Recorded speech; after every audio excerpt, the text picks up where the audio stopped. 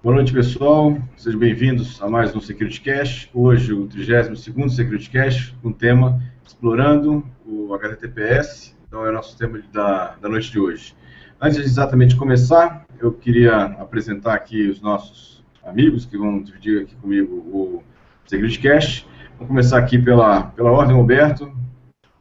Boa noite, pessoal. Meu nome é Alberto J. Azevedo, sou especialista em segurança.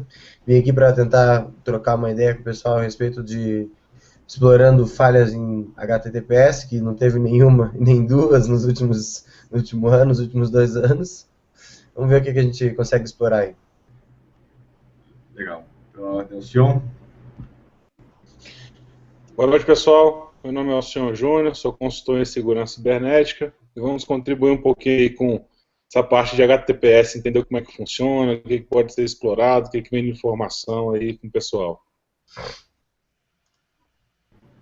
Boa noite, pessoal. Meu nome é Gustavo Martinelli, sou o apoio jurídico aqui da galera do Security Cache, fazendo parte do time, e hoje a gente vai falar sobre a questão da exploração do HTTPS. Vamos lá, partir para mais um debate com os meus amigos. Boa noite, Gilberto. Boa noite, galera. Vamos lá. Valeu. Boa noite mais uma vez, pessoal. Então, só me apresentando agora. Meu nome é Gilberto Sudré, sou professor do Instituto Federal de Educação do Espírito Santo, na área de segurança da informação e perito na área de computação forense. Né? Lembrar o pessoal que está assistindo a gente aqui ao vivo que eles podem mandar perguntas, né, aí, através do ícone de perguntas e respostas aí. A gente vai responder ao longo aqui do Security Cast. E também lembrar de solicitar aí o pessoal que curtiu aí, curtir nossa página lá no vídeo lá no YouTube, né, para isso. Bom, para a gente começar a bater um papo aqui sobre esse assunto, vamos falar primeiro do HTTPS. Né? O HTTPS é um protocolo de transferência de texto, de hipertexto seguro, que é uma implementação do HTTP sobre uma camada de segurança, né? O protocolo SSL e TLS. Essa camada de segurança adicional, ela permite que os dados trafeguem de forma criptografada entre o browser, normalmente, né, e o servidor web, né, para essa situação. Ao contrário da porta do HTTP, que é o protocolo de transferência de acesso, né, a hipertexto não seguro, que é a porta 80, no HTTPS a porta é 443, né, então o HTTPS é muito usado para acessos a serviços bancários, serviços de webmail, coisas que a gente tem que proteger o tráfego, né, do dado que está em trânsito para que isso funcione nessa questão. Então, dando essa introdução, vou abrir já para o pessoal, a colaboração do pessoal aqui do time que está participando comigo aqui desse Security Cache. Alguém quer começar comentando aqui sobre as explorações, vulnerabilidades, sobre isso? Gilberto, eu queria, na verdade, assim, essa questão de histórico que você deu é interessante porque o HTTPS, ele surgiu justamente para proporcionar maior confiança da população na internet para fins de alavancar o comércio eletrônico, né, que foi o que propiciou aquela questão do site seguro, do ícone do cadeado no navegador, para mostrar que ele estava trafegando em uma linha de dados criptografada, que na época a criptografia era de 128 bits, né, do HTTPS, e aí começou então a ter um uso mais efetivo da internet para fins de comercialização. Né, e é aí que mora o perigo, né, a questão de explorar essa falha, uma vez que os internautas que não detêm tanto conhecimento acham que o simples fato do cadeado estar fechado e de estar num protocolo HTTPS e ele está 100% no site 100% seguro. A gente sabe que muitas vezes pode não ser assim.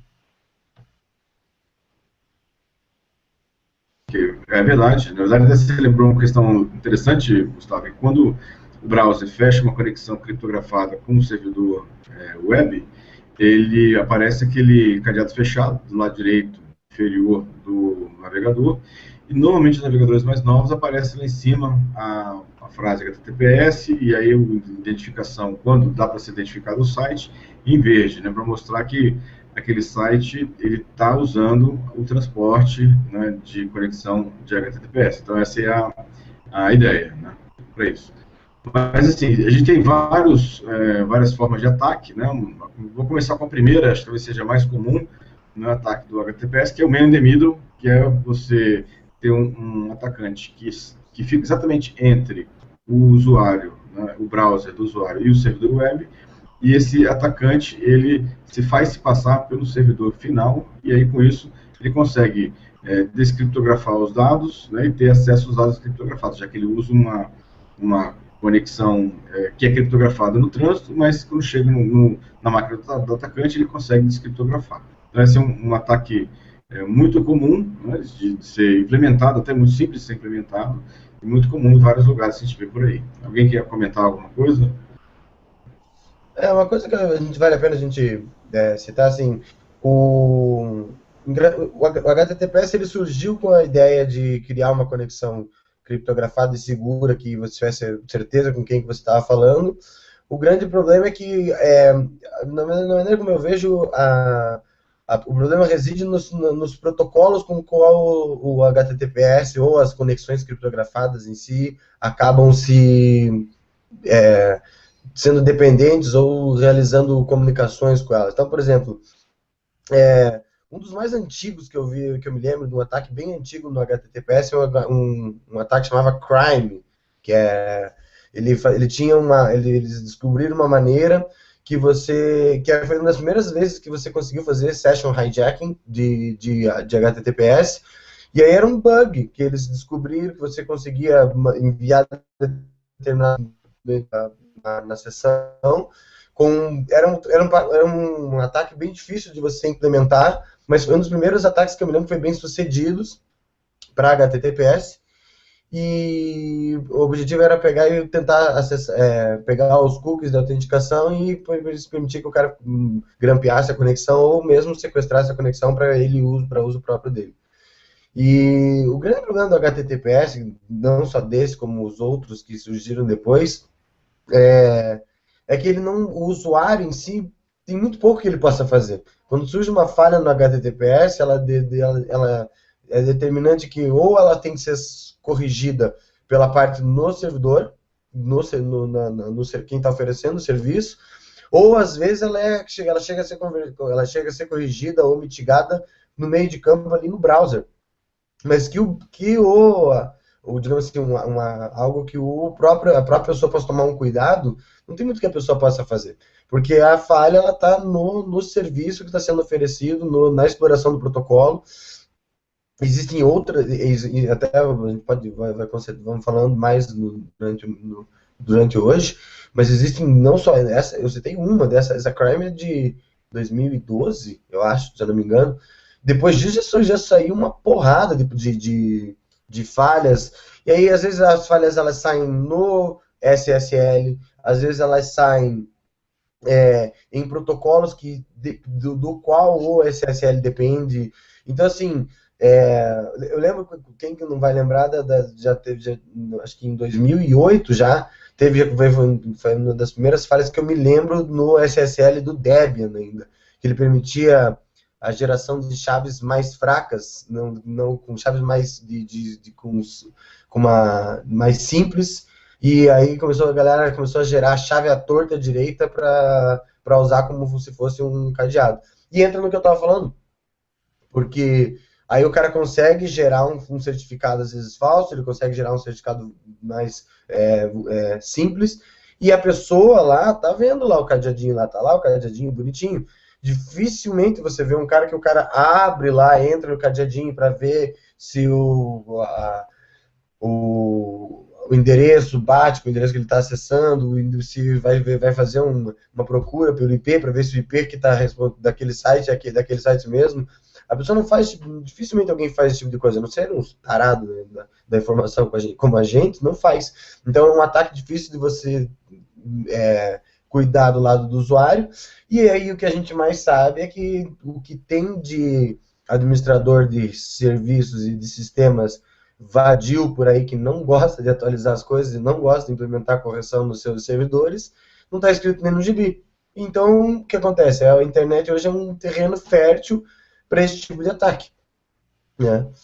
E aí, para ajudar ainda, para melhorar, quantas vezes eu mesmo já vi, vocês já tiveram problema, às vezes sites grandes, sites que deveriam ter todo um cuidado com esses dias. Eu tive problema para entrar no site da Caixa.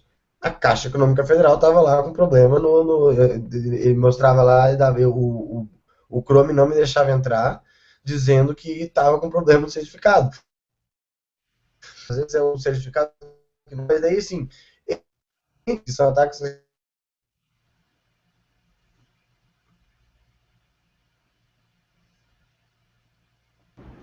Acho que o Alberto caiu.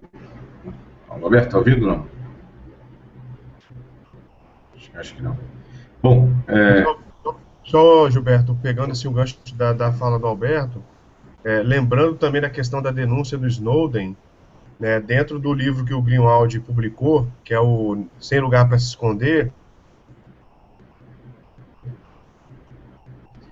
o Snowden, ele chamado de Project Bull Run, que é o projeto Corrida de Touros, em que é focado, né, a tecnologia da NSA para burlar as criptografias utilizadas na internet, dentre elas o protocolo HTTPS, inclusive com inserção de falhas propositais em versões do protocolo para que eles possam explorar essa falha.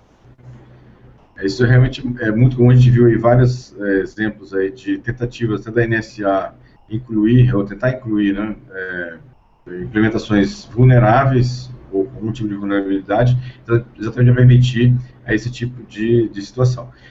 Nessa questão, até que o Alberto estava comentando sobre sites que são mal administrados ou que não têm uma administração muito correta, a gente vê várias situações aí em que você entra num site que é um site importante, um site grande, e realmente ou o certificado está expirado, ou o certificado não tem como reconhecer, e aí os navegadores, né, para quem já navega, já deve ter passado por isso, de ver o navegador, você entra no site e te dá aquela mensagem falando que ele não consegue verificar a autenticidade daquele site, e você pode entrar por sua conta e risco. Né? Então essa é uma situação importante em relação a isso também, né, no sentido de você ter certeza do site que você está usando, porque ele pode ser um ambiente realmente de má administração, um problema de má administração do site, ou pode ser um problema realmente de um hacker tentando se passar por aquele site que tem ali. Então, essa é uma preocupação importante. Alberto, voltou aí, quer continuar? Caiu essa bosta, do caralho. Vamos lá. Eu nem sei, até onde eu falei que vocês ouviram. Você estava falando sobre os acessos da caixa que não estava... mesmo no site da caixa, que é um site grande, que apresentou um problema lá de um navegador. Isso, então, e aí, entre os ataques que a gente sabe que são ataques mesmo, ou seja, você tá lá com o ícone bem bonitinho, verdinho, sério, você acha que está numa conexão segura. E as conexões reais de verdade que estão apresentando problemas, cria um ambiente quase como uma estrada toda esburacada, uma selva onde o usuário não sabe onde é que ele pode ou não pode confiar, entendeu? Mas ainda alguns ataques desses que são bem sucedidos, e especialmente os que são mais simples de implementar, são os piores, porque quando aquela história da falsa sensação de segurança é pior do que não está seguro. E aí, quando você tem uma situação em que você acha que está beleza, que está seguro, mas está sendo explorado uma falha no protocolo, seja no SSL, seja... Esse tempo atrás, agora, eu vi, acho que no final do ano passado, tinha uma falha que você podia pegar e também, mesmo esquema, você conseguia sequestrar conexões protocolo como é que era o nome do protocolo?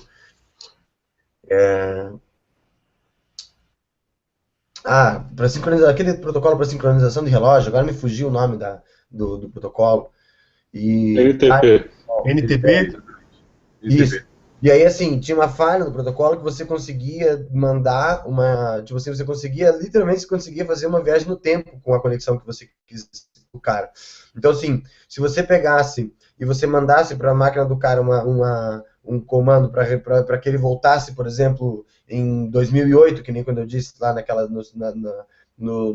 problema que teve no certificado do Debian, ou depois disso, teve uma vez aí que o pessoal saiu, teve uma falha no SSL, que o pessoal saiu emitindo certificado inválido a rodo. Só que daí, assim, esse é o grande... Você mexia com o protocolo do tempo, você consegue mandar a máquina do cara para mais tarde, ele é mais grave. Porque daí o que acontece? quando a gente tem esses problemas no mercado, em que são emitidos certificados e posteriormente esses certificados não se mostram que não são viáveis, que são inseguros, que eles foram emitidos errados, seja lá o que for, esses certificados são revogados. E aí eles são revogados, e aí quando você vai tentar acessar hoje, ele te mostra lá, não, esse certificado aqui foi revogado. Só que se o cara consegue fazer um ataque que ele manda a tua máquina para um tempo antes do certificado ser revogado, o certificado ainda é válido. Então, as possibilidades de explorar com essa técnica, elas são infinitas. Você consegue fazer o que você quiser com a máquina ali, e você consegue sequestrar conexões, você consegue redirecionar, você consegue fazer o que você bem entender na conexão, que é para ser uma conexão segura, entendeu? Mas, Alberto, assim, eu entendi o que você está falando, até nós partimos para um vocábulo bem técnico. Não seria interessante, de repente, só explicar como é que faz e como é que são gerados esses certificados, esse handshake, né, da confiança entre cliente e o servidor, e qual é a função da autoridade certificadora que fica entre, como aqueles servidores da TAUI ou VeriSign, que são essas empresas que armazenam esse certificado e são responsáveis por esse three-way handshake, né? De repente seria o caso dar um overview sobre a arquitetura do HTTPS. Não sei se todo mundo conhece isso, né?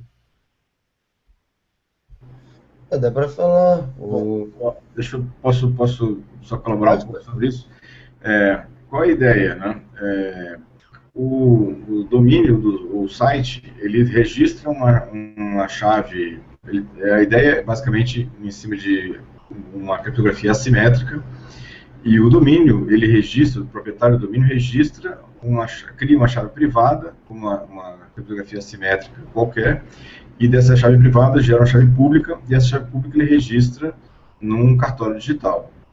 A partir daí, né, o cartório digital devolve um certificado digital, que basicamente é a chave pública do site assinada pelo cartório. Então, daí para frente, quando um browser ele se conecta a um servidor web, né, e que pela porta HTTPS, o que o browser faz? Ele manda um número aleatório para o servidor criptografa esse número aleatório com a chave privada que ele tem e manda para o browser novamente. E depois, o browser, tendo de posse do número original, do número criptografado devolvido pelo site, ele descriptografa esse número com a chave pública que está lá no cartório digital. Então, como o cartório deu a autenticidade daquela chave pública, e a comparação do número que ele enviou, né, que o browser enviou, e que o browser recebeu criptografado, se for o mesmo número, ele sabe que o site é verdadeiro, né, e que é aquele que ele diz que é. Mas para isso ele precisa de uma terceira parte, que no caso é o cartório, para autenticar, né, aquela criptografia que foi trocada entre o browser e o servidor. Muitas vezes acontece, já aconteceram ataques também de HTTPS dessa natureza, que alguns crackers conseguem registrar chaves públicas em servidores em cartórios digitais em nome de empresas. E a partir daí, o que acontece? Ele consegue assinar, né, e como se fosse aquela empresa. Né? Inclusive, só lembrando, né, só me lembrei aqui, né, uma parte do ataque do vírus lá que fez o ataque nas centrífugas lá do sul, o Stuxnet. O Stuxnet, exatamente, me falhou o nome aqui, Stuxnet. Tinha uma parcela, o vírus foi assinado por um certificado registrado pelos atacantes em nome de uma empresa de Taiwan. E aí, por isso que na hora que o vírus se instalava no Windows, o Windows não reclamava, né, dessa natureza. Então, a ideia do ataque é similar. Realmente, lá não era um site, lá era um ambiente de acesso, né, ou seja, de uma acessão a um site, era um executável, mas mesmo assim a ideia do ataque é o mesmo. Ou seja, um atacante conseguiu registrar em nome de uma empresa uma chave pública e a partir daí ele assinou um executável que foi aceito pelo Windows. A ideia é basicamente a mesma.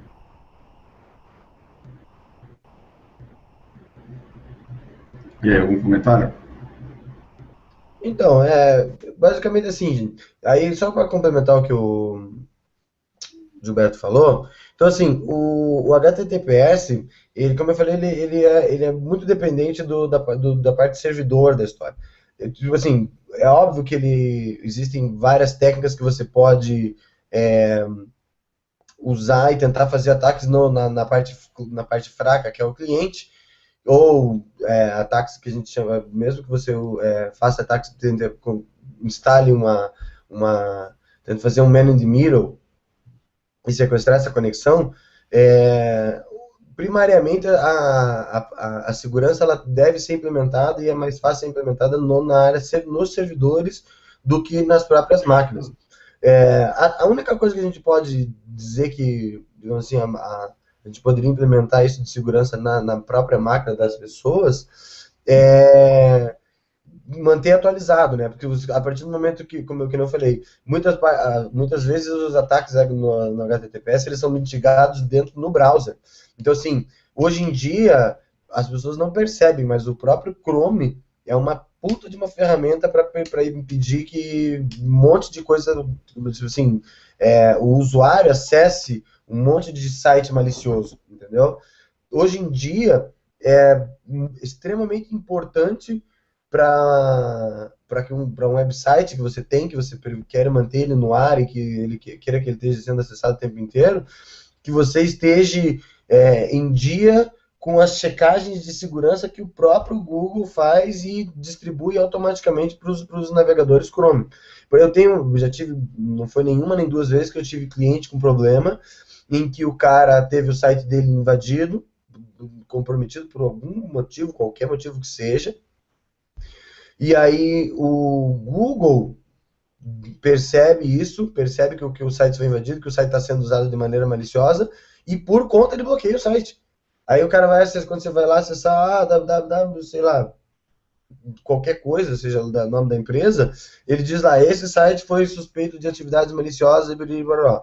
Então, assim, a única coisa o conselho que a gente sempre dá para os usuários de manter o seu sistema operacional, o seu navegador, o seu antivírus ativo e etc e tal, é a única coisa que pode ser feito no lado de cá, nessa relação client-server.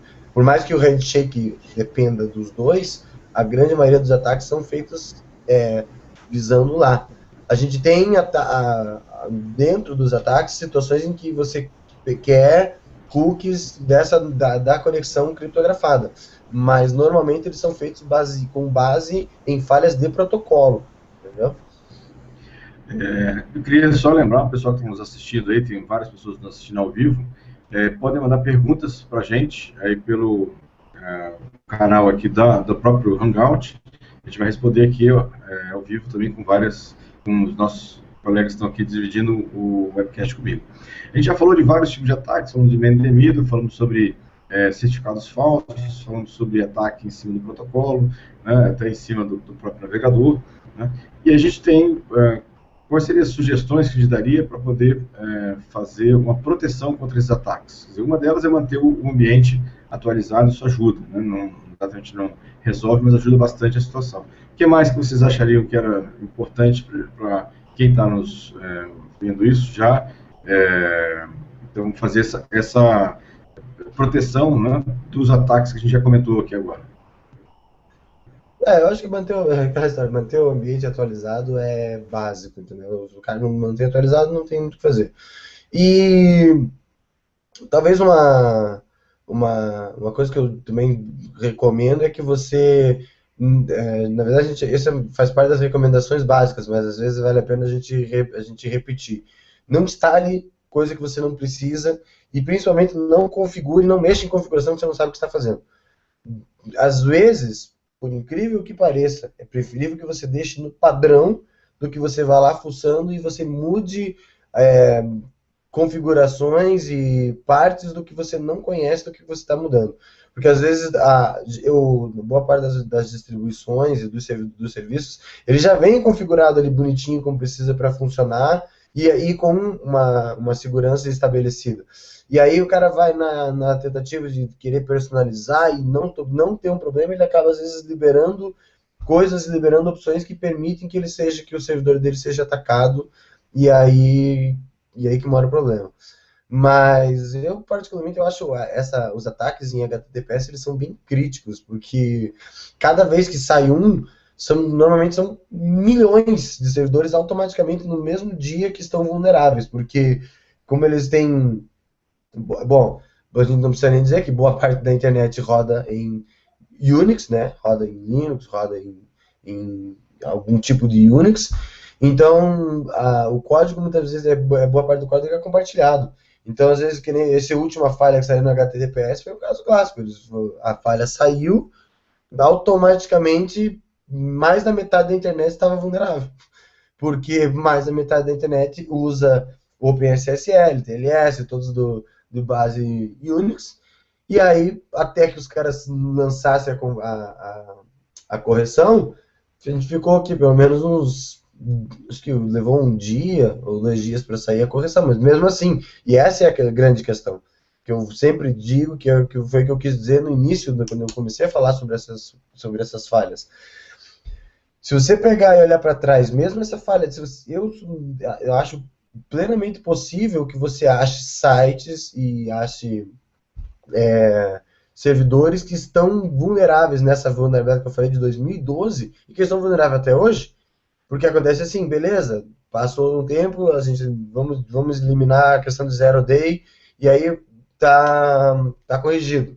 Mas o tempo que boa parte dos administradores de sistema e de servidores leva para atualizar a máquina é gigantesco. Na verdade, sim, tem máquinas que, dependendo do que ela está rodando, de que tipo de serviço, e aí a gente entra todo num meandro de... Aí, por exemplo, às vezes tem um servidor web, mas ele tem uma aplicação Java que roda, e por questões de compatibilidade, os caras simplesmente não atualizam. Literalmente, eu tive e já trabalhei em empresas em que, principalmente, eu não sei o que acontece, parece que é perseguição, mas não é, mas botou essas porra desse Java, é muito legal, é muito bacana, já faz muita coisa, mas botou essa porra desse Java no meio, parece que é o pesadelo das pessoas que trabalham com segurança. E aí, assim, por razões de compatibilidade, muitas vezes as pessoas não atualizam, porque se atualizar, ele vai quebrar isso, que vai quebrar aquilo, e daí os programadores enlouquecem. Então, e aí? Isso faz o quê? Entendeu? Então, o que eu falei para vocês, beleza, é lançada a correção, tá funcionando, bonitinho, tá corrigido, só que boa parte da internet ainda continua vulnerável. O tempo de correção, às vezes, nunca chega, ou quando chega muito tardio.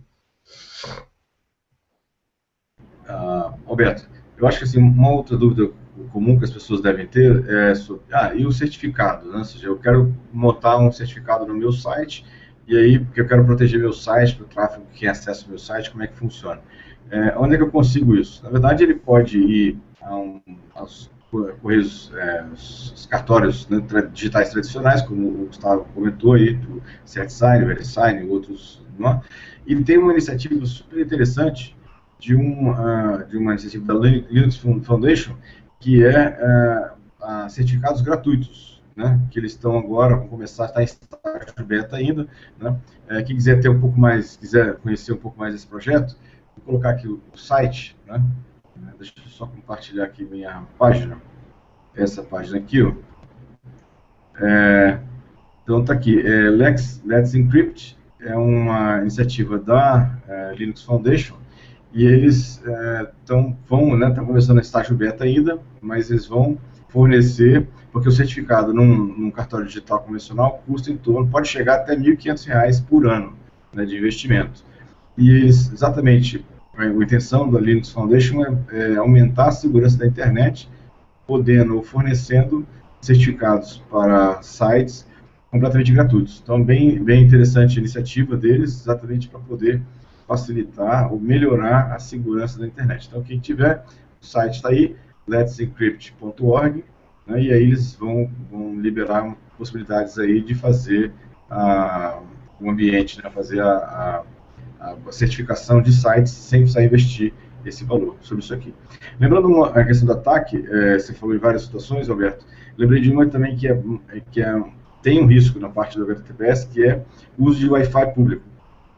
no uso do Wi-Fi público, o atacante pode usar essa área ou essa rede relativamente promíscua, né, para poder fazer o man in the middle, fazer o ataque, como eu tinha explicado, de ficar no meio do caminho entre o site que você está acessando e o seu navegador, e com isso mascarar esse tráfego, fazendo-se passar pelo site verdadeiro. Então essa é uma questão também importante, né, para quem usa redes públicas em geral, né, qualquer uma dessas redes públicas em geral para isso. E alguma consideração, Martinelli, Roberto? Acho que o Oceano caiu. O Oceano caiu? Caiu. Eu estou tentando lembrar. Era Freak Attack, né? Que saiu ano passado, em março, mais ou menos, em março, abril. Era um outro ataque também que você conseguia fazer. E esse ataque, o Freak Attack, eu me lembro que era um caso em que o ataque consistia em conseguir forçar o cliente a usar um algoritmo de criptografia mais fraco. E esse, especificamente, para você explorar, tinha que estar ao mesmo tempo vulnerável o cliente do lado de cá e o servidor do lado de lá. E esse, como eu disse, mas esse foi um caso raro. E até, por sinal, esse Freak Attack, ele teve um alcance menor, se eu não me engano, quer dizer, menor vírgula, né? Porque, se eu não me engano, logo que ele saiu, ele chegou a quase 20 e poucos, quase 30% da internet. Mas ele era um ataque mais difícil de fazer, porque ele dependia que o cliente estivesse vulnerável e o servidor também estivesse vulnerável. Porque assim, quando você, voltando àquela história que a gente estava falando do handshake lá do HTTPS, quando você faz o handshake, assim, o cliente manda para o servidor uma lista de algoritmos e cifras que ele sabe, que ele conhece. O servidor pega aquelas cifras, escolhe uma delas e manda para ele a resposta dizendo, eu vou ficar com essa, vou ficar com essa, e aí ele manda o certificado dele. Que aí dizendo qual que é o meu servidor, qual que é o domínio, qual que é a autoridade certificadora. O cliente checa se esse certificado é válido, se está certo, bonitinho, e inicia a troca e gera uma chave que vai ser a chave de sessão. Essa geração da chave de sessão ela pode ser diferente, existe um método normal que ele gera uma chave com a base no mundo randômico, existe um método, como é que é? Diffie-Hellman, um troço assim, eu não lembro agora certinho o nome que é um outro método que ele é mais seguro e que ele gera realmente uma chave randômica para cada sessão feita no HTTPS. E aí ele estabelece a conexão. Todos os ataques são baseados bem nessa... Eles tentam quebrar uma dessas partes, eles tentam impedir descobrir qual foi a criptografia usada, ele tenta descobrir tenta sequestrar essa chave de sessão para ele conseguir... A melhor maneira de você pegar e você grampear, não quero atacar, eu quero simplesmente ver o que está sendo trafegado dentro daquela conexão, é você sequestrar a chave de sessão. Diga-se de passagem, não sei quando foi que a gente viu uma discussão, acho que foi no grupo esse tempo atrás, em que o pessoal estava discutindo, não sei o que, como é que vai dar para fazer inspeção no HTTPS. A única maneira de você fazer uma inspeção, realmente você saber o que está sendo trafegado, e você consegue fazer isso, você sendo o cara que está o firewall no meio do caminho, se você quiser, você consegue fazer, mas aí existe até como diz, o espaço para a gente checar, porque você está sendo mais ou menos malicioso, porque você, como você está no meio do caminho, você consegue eventualmente até sequestrar essa chave de sessão, e para você monitorar o que está sendo feito ali. Mas se o cliente estabelecer, o cliente que está aqui dentro, está estabelecendo uma conexão segura com alguém que está lá fora, algum motivo da ter, então que direito que você tem de checar aí, entra para um espaço para o Martinelli comentar. Até onde você tem o direito de checar, porque, por exemplo, você vai ter direito, você sequestrar, você vai ver desde conexões bancárias do cara até besteirinhas, porque hoje em dia, com extensões como a gente tem do HTTPS Everywhere, que é da EFF, às vezes você vai acessar qualquer site, e se você tiver essa extensão HTTPS instalada, ele vai necessariamente buscar a conexão segura. Então eu não sei dizer até onde eu, como administrador da rede, tenho direito a fazer tudo porque assim, é possível. Eu consigo sequestrar a chave de sessão antes da sessão ser estabelecida e, depois dessa chave, implementar uma ferramenta que vai verificar dentro o que está sendo trafegado dentro dessa sessão. Motivos para isso eu tenho, realmente fato, porque, assim, boa parte dos ataques, a gente viu isso até agora recentemente nos ataques do CryptoWall, e que, como eles estavam começando a ficar difícil, começou a ser bloqueado, eles estavam começando a usar a tecnologia HTTPS e torrent, etc e tal, para se multiplicar dentro das redes. Então, assim, eu tenho um motivo suficiente para tentar querer inspecionar todas essas conexões HTTPS que passam pelo meu servidor. Mas até onde eu posso fazer isso, eu tenho minhas dúvidas. Você falou sobre o HTTPS Everywhere, eu tinha selecionado, inclusive, ela para a gente poder mostrar aqui também para quem está nos assistindo aqui, que essa ferramenta aqui, deixa eu só compartilhar aqui, essa ferramenta aqui, que é uma ferramenta da Electronic Frontier Foundation, que ela tem versões aqui para vários navegadores, tem ela para o Chrome, para o Firefox, Opera, até para o Firefox para Android. Eu recomendo que use, que ela faz o quê? Ela tenta, né, ou seja, forçar para que, se o site tem uma versão de HTTPS, que você navegue pelo HTTPS, né? Ela força que você use o HTTPS ao invés do HTTP convencional.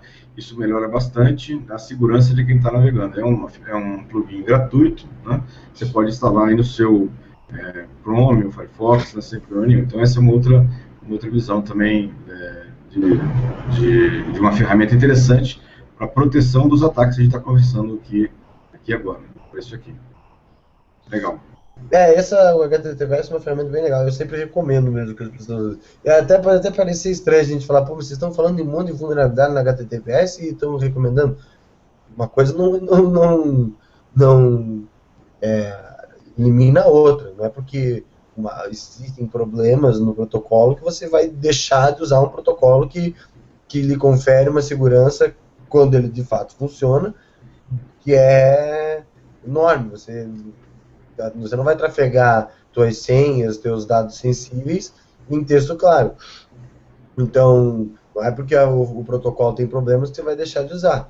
E essa extensão é um troço legal, porque você não precisa ficar se preocupando em você entrar lá e HTTPS, não, ele vai, toda vez que você for entrar em qualquer site, seja lá no site da Casas Bahia, no site da Brasileirinha, se tiver HTTPS disponível, ele vai acessar via conexão HTTPS. A frase é mais ou menos assim, ruim com ele, mas é muito pior sem ele. Então, mesmo com essas vulnerabilidades todas, é melhor usar o HTTPS, que você pelo menos aumenta, né? Não é 100% seguro, a gente sabe que não é só a urna eletrônica 100% segura, as outras coisas têm vulnerabilidades, a gente sabe disso, né? Mas assim, pelo menos o HTTPS ajuda, né, na proteção em relação a isso. Né? Obviamente que eu fiz uma brincadeira com a urna eletrônica aqui, né? Já que falaram que é 100% seguro, né? É a única coisa que é 100% segura, né? Sim. Tudo pode ser invadido, menos a urna eletrônica. Não. Exatamente. Ela deve rodar o Windows, né?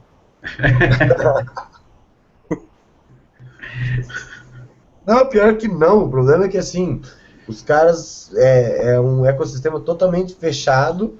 E é bem isso que o Gilberto disse. Não, mas vamos fazer teste de segurança. Não precisa fazer, é seguro. Não, mas como é seguro? Não, nós garantimos, é seguro. Aí, até um tempo atrás, eu acompanhei um pedaço disso. Eles liberaram para fazer. Mas, tipo assim, testes extremamente conduzidos. Você pode vir aqui, você pode apertar aqui. Não, mas não pode apertar aqui. Não, por que não? Não, porque não pode. Só aqui, ó. Aqui, para provar que você apertou aqui e não explodiu. E ela é segura. Então, eu me lembro, até o professor, o Pedro, presente, ele estava Pedro também. Cara, foi ridículo aquilo. Foi, tipo assim, vocês podem fazer este e este teste. Só. Mas a gente quer fazer isso assim. Não. Faz isso aqui. Por quê? Não, porque é seguro. A gente só está querendo provar que é seguro. Eles não queriam descobrir se era de fato seguro, não. Eles queriam só alguém para dizer que foi feito testes e é seguro. Exatamente.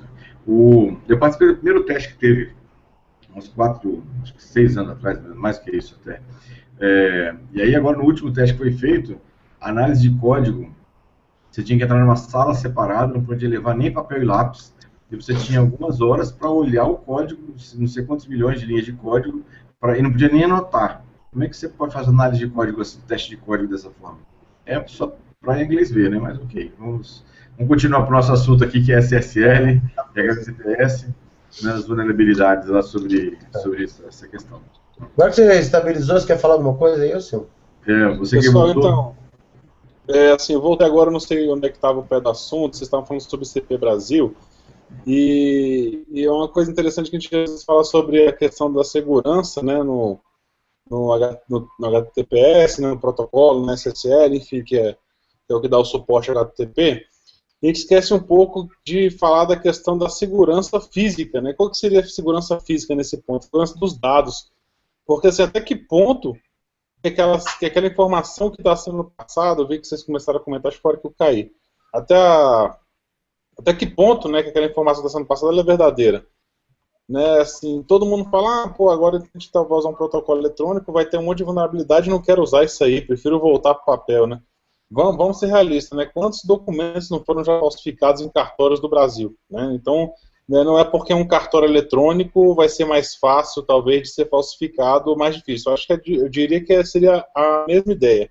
Apesar de ter passos de segurança. Não sei como é que o pessoal conhece, se vocês comentaram, mas como é que é executado a questão quando eu vou fazer um certificado, né, um HTTPS, um certificado digital, o protocolo é mais ou menos o mesmo. Então, quando você vai criar, existe uma retenção dos documentos, tá? Então eles vão pegar os documentos do presidente da empresa, do responsável por aquele servidor, no caso é um servidor que eu vou fazer aqui. Existe um responsável na área de TI que vai ficar lá o nome do cara que fez, igual é feito quando você cria um domínio, por exemplo, né, o domínio securitycache.com.br. Você vai ver tem um responsável técnico, tem um responsável administrativo e tem um responsável que seria o presidente da empresa. São as pessoas que são responsáveis por aqueles sites lá. E nesse caso seria o responsável técnico que vão dar os documentos, identidade, CPF, RG, né, e assim, a gente já soube que tiveram vários e vários casos que burlaram em nome de empresa e criaram um domínio. Digamos que você fez lá esse banco aí que escreve digital errado, né, com U, e que eu criasse um domínio dele, né, em meu nome. Um domínio diferente, mas botasse lá que eram os dados da empresa. Então, tecnicamente, se olhar certificado lá, está o cadeadozinho, como vocês já comentaram, dizendo que realmente o site é verdadeiro. E acabou, quem que vai dizer que é contra, né? O cara vai ter que ir lá buscar informação, provar que os documentos são falsos, e ninguém, como o pessoal mal clica no cadeado para ver qual a informação que está dentro, quanto mais ir atrás, ver se realmente é uma informação verdadeira e ir atrás daquilo ali. Não estou dizendo que as entidades são desacreditadas, mas eu estou dizendo que existem vulnerabilidades nesse ponto aí. Esse é o primeiro. O segundo que eu vi o Azevedo comentando, da Caixa Econômica, né, sei que ficou um pouco para trás, mas acho importante comentar, aquele ali da Caixa não foi exatamente nenhum ataque, nenhuma falha. Aquilo ali foi o seguinte, que a Caixa Econômica estava usando um certificado registrado aqui no Brasil, na ICP Brasil. E por uma briga que houve durante 1 ano e 7 meses da ICP Brasil com algumas entidades americanas que são empresas que fazem, no caso era o Java só aceitava a cadeia de certificados americana. E a europeia, se eu não me engano, acho que nem a europeia, tenho até que me informar depois sobre isso aí, mas enfim, não aceitava o ICP Brasil. Então todo mundo que utilizava Java e tinha um certificado feito pelo ICP Brasil, quando ia buscar as informações de autoridades pelos servidores java.com, ele falava, não reconhecemos esse certificado, por isso que ficou sem um cadeadinho lá aquele tempo todo, e aí a Caixa Econômica, inclusive a Receita Federal também ficou nesse imbróglio aí, tiveram que assinar um certificado de fora, de uma empresa de fora, que certificou as empresas, e aí sim esse certificado Java dos servidores foram dados como verdadeiros. Então assim, nem sempre a informação que não é um certificado verdadeiro significa que o site não está seguro, ele podia estar muito seguro, e estava realmente seguro, esses sites e essas empresas estavam, e também não é o contrário, né, nem que o cadeado está ali ok. Então significa que existe, na verdade, nada mais nada menos que uma comunicação que utiliza um protocolo de segurança. HTTPS nada mais que isso. É uma comunicação utilizando a porta, no caso o protocolo HTTP, junto com o SSL e TLS, que dá uma segurança no tráfego de dados, que vai trazer uma criptografia, né, de X bits, aí vai depender, cada um usa a sua, né, 256, 512, e aí vai. Agora, falando um pouquinho mais de falha de segurança, falha de protocolo, desse protocolo de segurança, SSL e TLS, não sei se vocês comentaram, que foi o mais badalado, né, porque o último que houve foi em 2012, e o que ocorreu agora foi no ano passado, né, em março de 2015, que um grupo de estudantes lá falou sobre o Freak, né, inclusive tem até um site que fala sobre a verificação do browser, não só, tá, não se iluda que é só o site que pode estar vulnerável, o browser também. Então, não só o servidor, como o cliente. Então, sua máquina, se você utilizar um Internet Explorer antigo, ou um Firefox antigo, ou um Safari antigo, você pode também estar suscetível a esse tipo de ataque de man in the middle, tá? Que ele vai conseguir resgatar, fazer um get nas suas requisições, e essas requisições, essas chaves RSL, ele vai conseguir capturar no meio e vai conseguir obter suas informações entre elas e vai conseguir fazer o ataque. O que se torna um pouco difícil quando o protocolo está configurado certo e quando não tem essa vulnerabilidade, dado essas altas rotatividades de troca de chaves, que uma hora o cara não consegue, nunca vai conseguir com um computador normal fazer uma busca por informações e conseguir quebrá-lo ou decifrar o que está escrito ali. Então, é bem importante a gente focar nesse ponto, tá? Não é porque tem HTTPS que vai estar 100% seguro, até porque, como foi comentado, não existe nada seguro, né? E nem é porque tá com cadeado quebrado lá que não está seguro. O importante é você sempre descobrir, sempre verificar se você está conectado realmente naquele site que você tentou acessar. Lembrando que existem vários tipos outros de ataque que podem burlar esse certificado. Quem nunca aqui já ouviu falar do Caim e Abel, né? Aquele simples programinha para Windows que funciona muito bem. Ele chega lá e faz essa ponte, é exatamente o ataque de man in the middle, faz essa ponte, ele pega o seu certificado que você pediu ao site, guarda com ele, cria um certificado falso e passa para você. E aí, na verdade, você passa informação para ele em texto aberto, na verdade, usando uma chave que ele criou, ele vai abrir o seu texto, vai capturar e vai mandar para o site. Ele vai fazer esse ataque no meio, entre as duas conexões, e vai estar conseguindo fazer o quê? Capturar seus dados e vai continuar com a sua comunicação. Para você vai estar comunicando normalmente, não tem ninguém, né, fazendo esse ataque no meio aí, digamos, fazendo essa interceptação. Existem outros também, existem ataques com Ethercap, né, não sei se vocês já ouviram falar ou comentaram sobre Ethercap. Ethercap faz isso aí, nada mais, que tipo de ataque é esse? É um ARP spoofing, tá?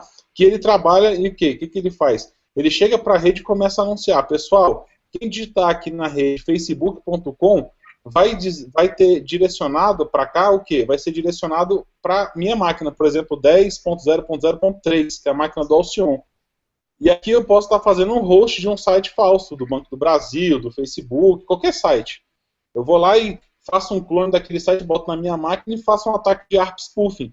E esse ataque de ARP spoofing, quando você digitar lá, facebook.com, eu vou para a sua máquina. Pô, mas Alcyon, quando eu digitar minha senha, o que vai acontecer? Você vai estar acessando o meu computador, você vai estar jogando as informações dentro da minha máquina.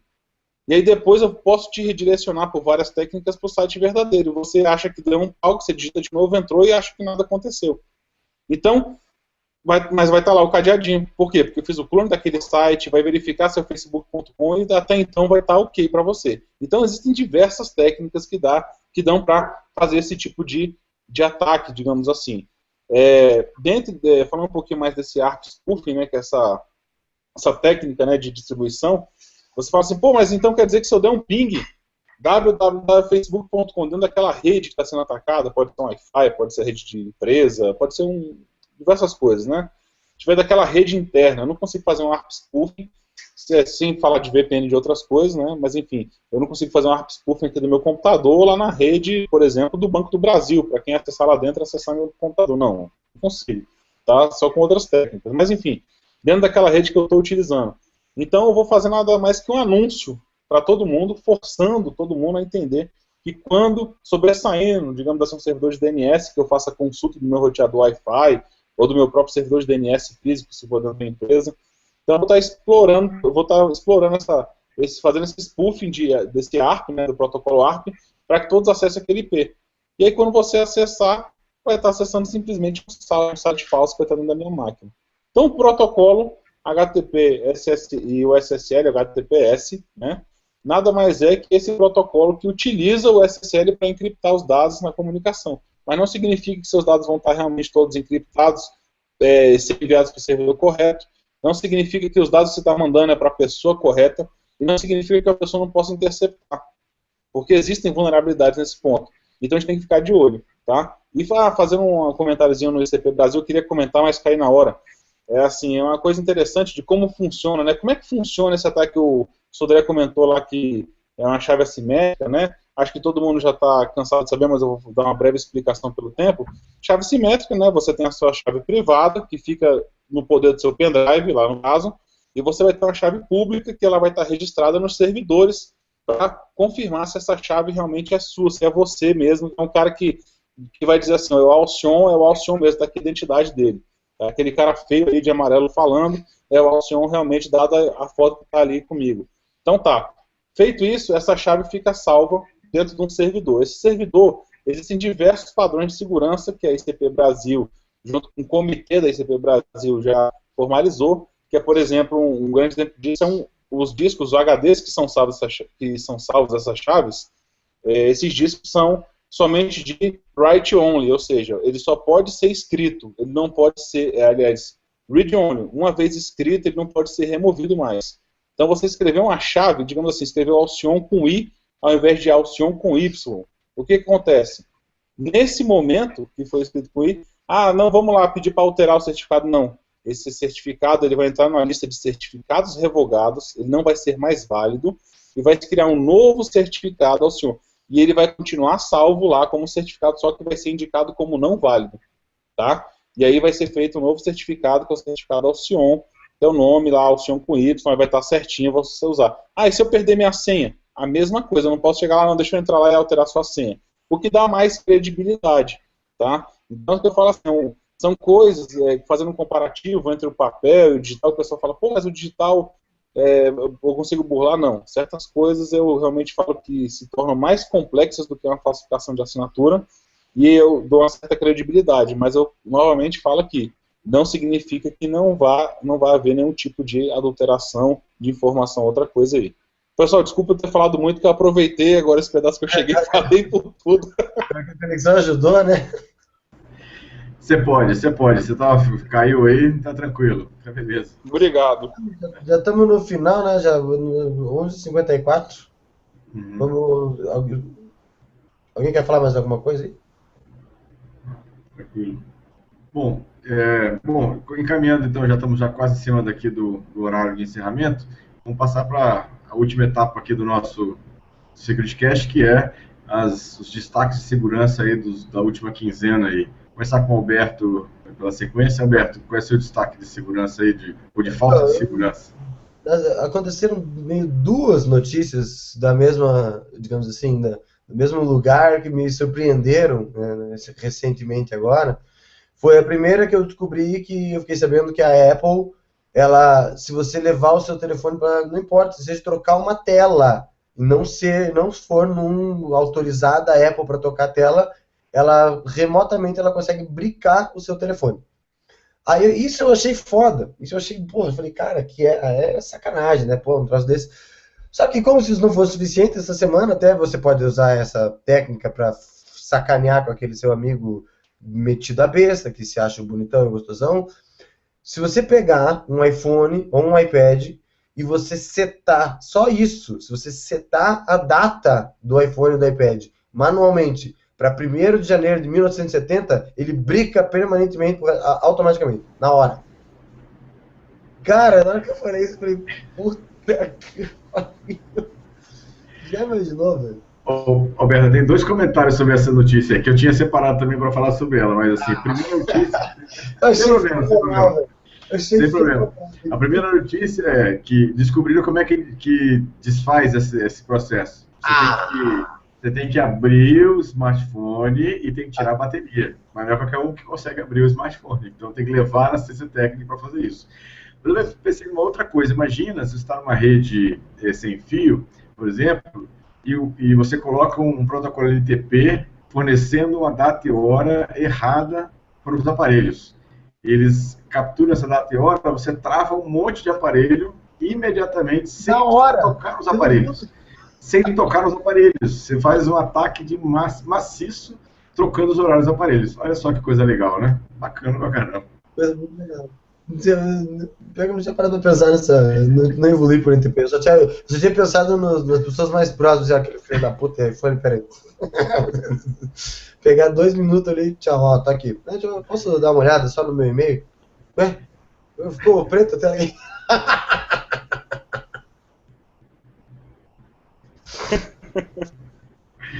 Faz parte. Beleza. Alcione, pela ordem agora, seu destaque. Opa. Então, pessoal, eu tenho uma notícia para dar, assim, não é de segurança, cara, mas na verdade sendo, porque, como a gente comentou, fazendo um push aqui, como a gente comentou, quando a gente utiliza um protocolo de segurança, a primeira coisa que é verificada entre os dois servidores, entre servidor e computador, para o SSL, é a hora e data das duas máquinas. E a Microsoft conseguiu mais uma vez cagar o pau, né? O que ela fez? Vocês viram que domingo o horário de verão foi ativado? Eles ativaram o horário de verão dia 14. Não vi. Que bom, então você não usa o Windows, porque quem usa, sabe aquele reloginho lá embaixo, que você clica lá e levanta a telinha assim do lado, aparece aqui no cantinho assim, parece, sua data foi alterada, adiantamos seu relógio 1 hora pelo fim do horário de verão no brasileiro, né? Então quem tinha certificado não conseguia acessar a Caixa Econômica, Banco do Brasil, Google, Facebook, começa a dar problema. Ele fala que o site não consegue entrar no site, porque ele vê que está com horário diferente, tá? Então, assim, a Microsoft conseguiu. Mas para não falar que eu só bato na Microsoft, tem que falar de uma falha, de um problema de vulnerabilidade que ocorreu no Linux também, tá? Isso foi agora no final de janeiro, início de fevereiro, não foi tão divulgado, não, pelo menos aqui a gente não divulgou tanto, eu realmente não vi muitos posts, que era exatamente uma falha no kernel, que deixou milhões de usuários no caso de Android, né, exposto. Quem estava com o Android atualizado nessa época, em janeiro, fez a atualização. Então, assim, então ela está presente. O mais irônico, a questão é o que aconteceu, porque a falha de segurança estava presente dentro da solução de segurança, ou seja, na maneira como os processos de armazenamento de informação deviam ser criados, na parte mais segura.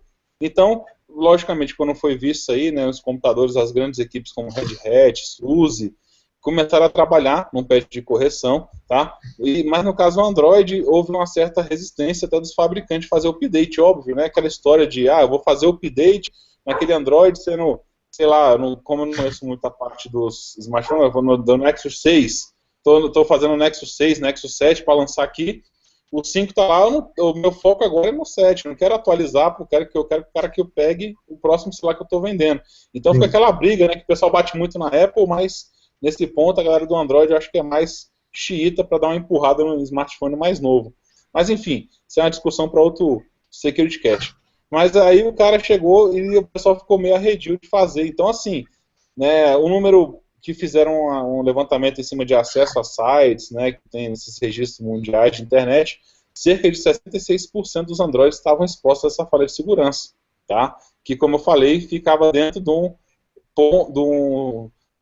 exatamente no recurso de segurança, sei lá, até no final de fevereiro não tinha sido nada, mas agora já arrumaram essa vulnerabilidade, o pessoal já começou a fazer atualização de kernel. Não sei se vocês observaram, por volta do dia 10, o dia 10 para 11, as grandes empresas Debian, né, Red Hat, SUSE, já começaram a liberar atualizações novas de kernel, o pessoal saiu atualizando o kernel aí, à torta direita, e aí conseguiram resolver os problemas de segurança. Mas a galera do Android tem que ficar de olho aberto aí em cima dessa vulnerabilidade.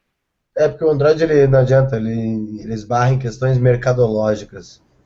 Não é só atualização, porque daí eles não querem atualizar, porque se o cara já tiver o Android 6 nesse, ele não vai querer comprar um dispositivo menor. Eu acho que algumas coisas, acho que é meio que estupidez e mesquinharia das empresas que fazem ali, que personalizam, mas também é o tipo da coisa que nunca me afetou, porque quando eu compro um celular, a primeira coisa que eu faço é rotear ele e trocar o Android que está lá, então pra mim não faz muita diferença. Inclusive, só para finalizar, exatamente esse privilégio que acontecia, né? A exploração dessa vulnerabilidade trazia o root para o aplicativo, para a vulnerabilidade, o cara conseguia entrar como um privilégio de root e podia fazer o que ele quisesse ali dentro do seu smartphone. Pode fazer, né? Legal. Beleza. Bom, Próximo aí. Gustavo, agora na sequência sua destaque de segurança da semana, da quinzena.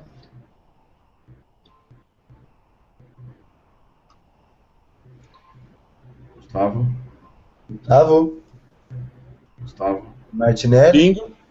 Ping. Eu, É você. senhores, Diga lá, vou seu falar destaque aqui, de segurança. não é uma notícia propriamente dita de segurança da informação, mas é uma questão interessante, porque todo mundo tem um programinha que faz um ringtone, né? E aí chegou a um processo na Justiça para a quarta turma do STJ, que é o Superior Tribunal de Justiça, que entendeu que fazer o ringtone não viola a integridade da obra, né? Porque você não reproduz ela na sua inteireza. Então você não estaria corrompendo, digamos assim, a integridade da obra, e até fez uma analogia com relação à propaganda que é feita na televisão com parte de uma música, em que, por razões óbvias, não vai reproduzir a música toda, você reproduz só parte. Então é interessante porque você tem um dia a dia, e se isso fosse considerado, por exemplo, uma conduta ilícita ou até um crime, né, assim, ilícita civilmente e penalmente, nós poderíamos ter, assim, várias pessoas que fazem ringtone o tempo todo. Eu sou um que de vez em quando estou fazendo também. Então é interessante esse entendimento da quarta turma do STJ com relação a não violação da integridade da obra, que é o artigo 24 da Lei 9.610, que é a Lei de Direitos Autorais. Legal. Bom, obrigado, Gustavo. E meu destaque, eu tinha o destaque lá da Apple, né, que o Alberto comentou, que realmente me chamou a atenção. E outro destaque que eu tenho é uma descoberta de um grupo de cyberespionagem com jeitinho brasileiro. Fizeram uma atividade, uma investigação e descobriram, né, um grupo chamado de Poseidon, né, o Poseidon, que já aumentou o conhecimento do que o Brasil já tinha, né, de atividade hacker no resto do mundo. Esse grupo, ele chamou a atenção dos especialistas porque ele tinha um jeitinho brasileiro de atuar, né? Eles muitas vezes atacavam empresas, e aí tem vítimas na França, Índia, Rússia, vários outros lugares, atacavam as empresas, implantavam malwares, implantavam vírus, roubavam informação, depois achacavam essas empresas ou vendendo serviços para proteção, ou então mesmo fazendo chantagem para poder não divulgar aquela informação, né, naquele ambiente lá. Então essa foi uma descoberta grande, é um grupo parece que grande, com uma atuação de bastante tempo, na verdade, desde 2005 funcionando, parece que esse grupo funciona desde 2005, né, e atua em vários lugares do mundo em relação a isso, né? Então é uma coisa bastante grande, né, e parece que vai render aí, pelo que a gente já tem visto aí no noticiário, algumas outras informações que a gente também obteve, vai render bastante o grupo aí, porque parece que fez atividade, né, no mundo todo, né, para isso. Bom, pessoal, acho que é isso. Vou agradecer aos meus colegas aqui, amigos que participaram comigo aqui do SecurityCast. Vou passar a palavra para o Alberto, para fazer suas considerações finais. Bom, gente, foi um prazer estar aqui com vocês. Espero que a gente tenha conseguido esclarecer um pouco mais desse assunto. Esse assunto do HTTPS é um assunto meio técnico, um assunto bem longo. Se a gente fosse sentar aqui e tentar esmiuçar cada um desses casos que a gente citou assim rapidamente, para a gente poder falar de alguns dos mais importantes, a gente ia dar um webcast de umas 3 horas. Mas acho que espero que a gente tenha conseguido trazer um pouco mais dessa questão para vocês, que vocês não tenham ficado satisfeito, e a gente se vê no próximo webcast. Legal. Alcione.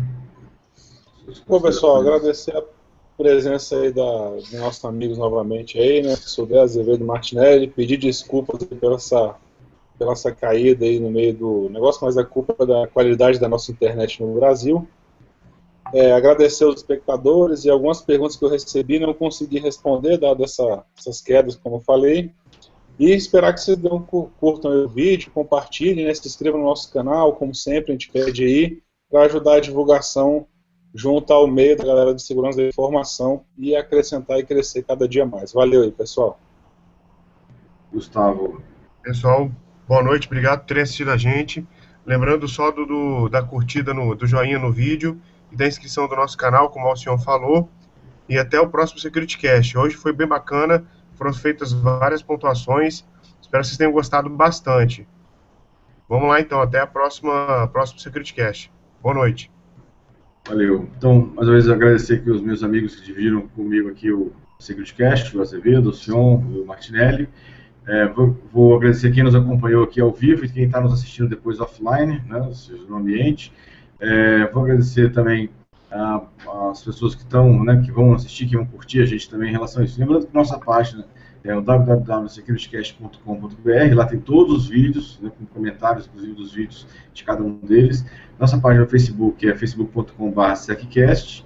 A gente tem também no YouTube, onde ficam os vídeos, no youtube.com/securitycast. A gente também faz parte do Imasters, no imasters.com.br/perfil/securitycast. E quem quer acompanhar apenas o áudio, nosso áudio do SecurityCast também fica lá no SoundCloud, soundcloud.com/securitycast. E lembrando que a gente também tem um grupo está realmente bastante interessante, o grupo lá de discussão do Telegram. Quem quiser entrar e compartilhar com a gente lá suas perguntas, suas informações, o endereço para poder assinar o grupo do Telegram é o bit.ly/securitycast. Nosso próximo SecurityCast é dia 29 de fevereiro, né, ano bissexto, 29 de fevereiro, né, 23 horas. A gente daqui a pouquinho vai botar lá no nosso site a votação do tema para vocês votarem lá pro próximo SecurityCast. Mais uma vez, obrigado a todos pela presença, pela audiência e até o dia 29. Um abraço a todos, um abraço ao Alberto, ao Sion, Gustavo, até o dia 29. Falou, abraço. Falou, abração, gente. Tchau, tchau. Um abração, tchau, tchau.